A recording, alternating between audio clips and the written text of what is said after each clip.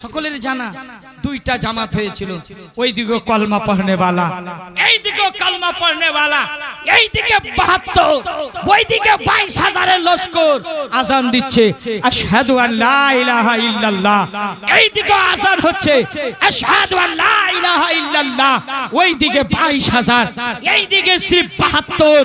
কেন বাবা?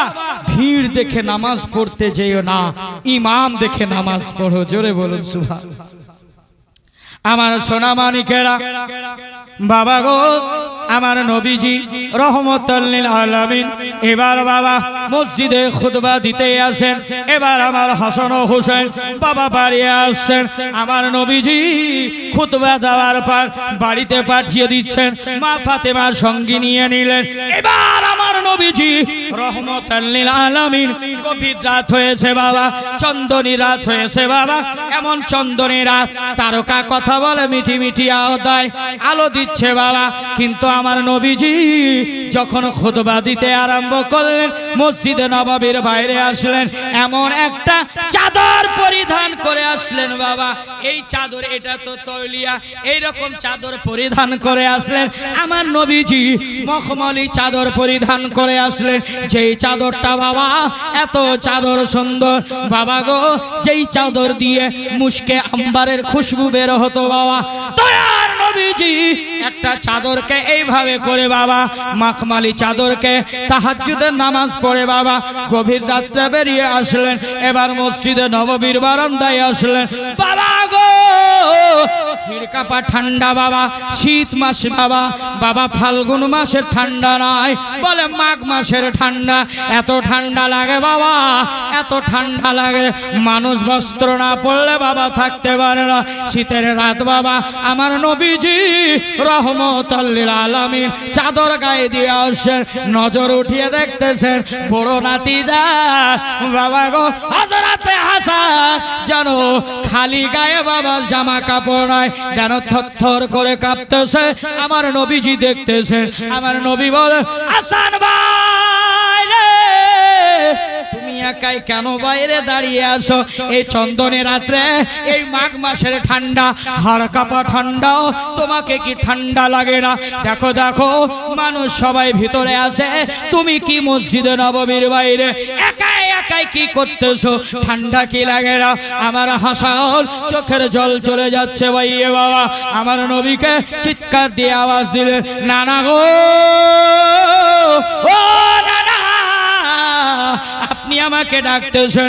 আমার নবীজি ডাক দিলেন, হাসান ভাই, আয় আয় আয় ভাই। তাড়াতাড়ি করে ডাকলেন। আমার হাসান দৌড় মারতে মারতে গেলেন, আমার নবীজিকে সালাম দিলেন বাবা। সালাম দেওয়ার পর আমার নবীজি বলছে, বাবা ও হাসান ভাই আমার, তুমি কি ভালো আছো কিনা? বলে আলহামদুলিল্লাহ নানা, আমি ভালো আছি। নানা বলেন, ভাই তোমাকে কি ঠান্ডা লাগে না? বলে নানা গো, আমাদের কোনো তো জামা কাপড় নাই গো নানা, এর জন্য আমরা কোথায় পাবো গো নানা? এর জন্য আমার পরনে কাপড় নাই, একটা শুধু ঢাকনা কাপড় দিয়ে। আমার নানা বলেন, চাদরের চম্বলটা কম্বলটা খুলে দিলেন বাবা, মখমলি চাদরটা খুলে দিলেন বাবা। আমার নবীজি মখমলি চাদরটা খুলেছেন, যাও না আমার নবীজি সিনা মোবারক নূর দেখা যায়। আর একটু নবীর পক্ষে বলুন সুবহানাল্লাহ, আর একটু জোরে বলুন সুবহানাল্লাহ।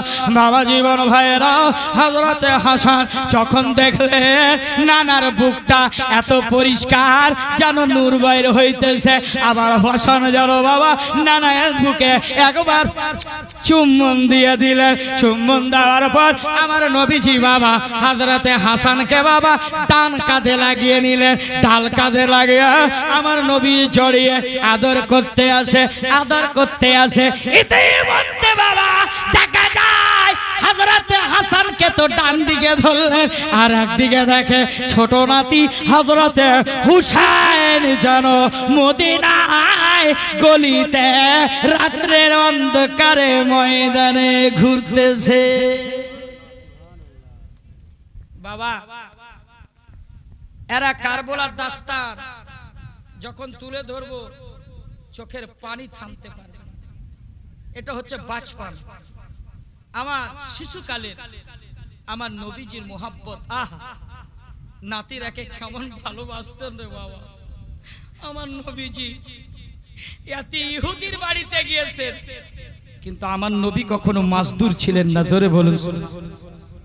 এটা তালিমে উম্মত, উম্মতকে শিক্ষা দেওয়ার জন্য যে আমার উম্মতেরা এই কাজ করে খাবে, কিছুর বদলে টাকা দাও। আমার নবীজি বাবা গো, আমার হাসান ও হোসেন বলতেছে নানা যান আমরা প্রচুর খিদা পেয়েছে আমাদের, নানা গো একটু কিছু খাওয়ার ব্যবস্থা হবে না? নানা আপনি তো দোনো জাহানের বাদশা, নানা গো আমরা 3 দিন ধরে নানা খানাহারে অনাহারে রয়েছি, নানা আমাদের পেটে খাওয়া নয়, কিছু খাবার থাকলে একটু দেবে। আমার ইমাম হাসান ও হোসেন এই কথাই বলতে আসেন, আমার ওখানে জিবরিল আমিন পৌঁছে গেলেন। আমার নবীজি দুই হাত উত্তোলন করে দিলেন, আল্লাহর দরবারে দোয়া চাইলেন, মাবুদ আমি এদেরকে ভালোবাসি, আল্লাহ তুমিও তাদেরকে ভালোবাসো। আল্লাহ যারা ইমাম হাসান ও হুসাইনকে ভালোবাসবে আল্লাহ তাদেরকে তুমি ভালোবাসো। সুবহানাল্লাহ সুবহানাল্লাহ, একটু জোরে বলুন সুবহানাল্লাহ। বাবা জীবন ভাইরা হযরতে জিবরিল আমিন আসলেন, আমার আকা মুস্তাফা দয়ার নবী মায়ার নবী হাত উত্তোলন করে দিলেন। আমার নবীর তো হাত এমন বাবা, আমার নবীর তো দরবারটা এমন দরবার যে আলা হযরত বলছেন ওয়াহ ক্যা জুদো করম है শাহে বাতা তেরা नहीं सुनता ही नहीं मांगने वाला तेरा। सुभानअल्लाह तेरी सरकार में लाता है रजा उसको छफी जो मेरा गौस है और लाडला बेटा तेरा। बाबा गो আমার নবীজির একটাই মাত্র ঘর। ও বাবা ও সোনা মানিকেরা রে, দেখো দেখো জিন্দেগি দেখো, আমার নবীর জিন্দেগি দেখো রে। আমার নবী যদি চাইতেন বাবা সোনার মহল বানিয়ে দিত, তাজমহল বানিয়ে দিত। বাবা আল্লাহর বান্দা যদি শাহজাহান বাদশাহ মমতাজের জন্য যদি আপনার তাজমহল তৈরি করে দিতে পারে, বাবা গো যার জন্য আমার আল্লাহ জমিন ও আসমানটাকে বানিয়েছে, যার জন্য সবকিছু বাহার বানিয়েছেন, ওই নবীর জন্য যদি আমার আল্লাহ চাইতো বাবা হীরা মতি জহরাত দিয়ে বাবা বিল্ডিং তৈরি করে দিত। বেশক বেশক আমার নবীজির একটাই মাত্র ঘর বাবা, ওটাও খেজুর পাতের ছাউনির ঘর বাবা। আপনার আমার বাড়িটা বাবা 2 তলা 3 তলা বাড়ি বাবা, এসি কন্ডিশন আছে বাবা, একটু গরম সহ্য হয় না। কিন্তু আকা মুস্তাফা আমার নবীজি মুস্তাফা হাসান ও হুসেন ভাইকে ঘরের ভিতরে নিয়ে যাচ্ছেন। আমার হাসান ও হুসেন এক কাঁধে হাসান এক কাঁধে হুসেন চলে আছেন। নানা জানকে একবার গালে চুম্বন দিচ্ছেন, একবার দাড়িতে চুম্বন দিচ্ছেন। আমার আকা মুস্তাফাকে বলছেন ওগো নানা আপনি এক ঘরটাতে থাকেন, আপনার বিটিকে তো কোনো জাহাজ দেননি, আপনি তো কোনো ডিমান্ড দেননি, তাহলে একটা খাড়া দিয়েছেন একটা মুসাল্লা দিয়েছেন, আর ওতে তো কোনো টাকা পয়সা দেননি। আমার নবীজি বলছেন আমার তো ঘর এমন ঘরা না, এই ঘর থেকে সবাই পাবে কিয়ামত পর্যন্ত বন্ধ হবে। সুবহানাল্লাহ জোরে বলুন সুবহানাল্লাহ সুবহানাল্লাহ, আর একটু প্রাণ খুলে বলুন আল্লাহু আকবার। বাবা জীবন ভাইরা আমার নবীর তো ঘর ওইরকম ছিল না বাবা। খেজুর পাত বুঝেন তো? খেজুর পাত আপনার দিকে আছে? জি আছে আছে, এখানে না হলে রাজাপুর মাঠে আছে, আছে না? কিন্তু আগে বাবলার গাছ হতো জানেন বাবা। একটা কথা মনে রাখবে, এমন একটা পাখি है हजरत, एक ऐसा भी परिंदा है जिनको हम उस परिंदों को आउल कहते हैं, पेचा कहते हैं बांग्ला भाषाয় পেঁচা, আউল বলা হয়। জানেন কিনা বাবা? জানেন ওই পাখিটা কেমন দেখতে হয়? দেখেছেন যখন মায়েদের পেটে বাচ্চা হয় তখন আওয়াজটা করে না? জি জি আমার মায়েরা বেশি জানে আওয়াজটা করে না। যখন পেটে বাচ্চা হয় পাখি ওই বলতে শুরু করে দেয়। এই পাখিটা আগে দেশে ছিল না বাবা, ইরান দেশে যে জায়গায় মানুষ নাই জন নাই সেখানে চলে গেছিল বাবা। এই পাখিটার এত বড় গুণ আছে, মানুষ এটা বলে কুসংস্কার, যে ছেলে খেয়ে নিবে, পেটে বসে গেলে ছেলে মরে যাবে। এই পাখিটা ডাকলে কুসংস্কার, খারাপ লক্ষণ। জি না ভুল কথা? কিতাবে লিখতেছে ওই পেঁচাটা বাবা আমার হোসেন রাদিয়াল্লাহু তাআলা আনহুকে যখন শহীদ করেছিল বাবা, তখন ওই পাখিটা কারবালার প্রান্তে হাজির হয়েছিল বাবা। জোরে বলুন না সুবহানাল্লাহ। ওই পেঁচাটা বাবা কারবালার প্রান্তে গিয়েছিল, বড় বড় চোখ দেখায় আমার হুসেনের সাথে কথা বলছেন। হুসেন রাদিয়াল্লাহু তাআলা আনহু, একবার আপনি হুকুম করেন। আগুনের পানি ফারিস্তা গিয়েছে, হাওয়ার ফারিস্তা গিয়েছে, এইদিকে পাখির ফৌজেরাও গিয়েছে, সবাই গিয়ে ইমাম হুসেনের সাথে কথা বলতেছে। আমার হুসেন বলেছিলেন, না না না না, কাউরি প্রয়োজন নাই নাই নাই, যে আমার আল্লাহ সৃষ্টি করেছে বাঁচাবে ওই মারবেই ওই। ওই পেঁচাটার পাখির চোখগুলো বড় বড় কেন? কিতাবের মধ্যে পাওয়া যায়, ইতিহাসের পাতা খুলুন বাবা। ওই পেঁচাটা আউল পাখি বলা হয়, যাকে বলা হয় পেঁচা বাবা। চোখগুলো বড় বড়, কিন্তু বাবা গো আমার হুসেনকে বলেছিল আল্লাহ বলার, তাকে জবান দিয়েছিল, কথা বলার ক্ষমতা দিয়েছিল বাবা।